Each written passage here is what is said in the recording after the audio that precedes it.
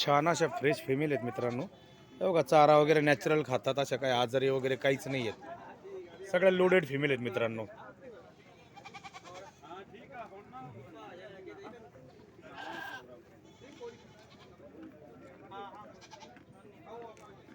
ही अशा 7 फिमेल आहे मित्रांनो, भेटून जातील.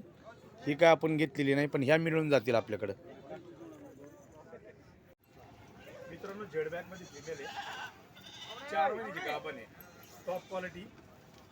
रोमन पंच व्हाईट आईज मध्ये दाबलेली शिंग, छान अशी फिमेल आहे मित्रांनो. उंच हाईटची, वजन 50-60 किलो वजन असेल.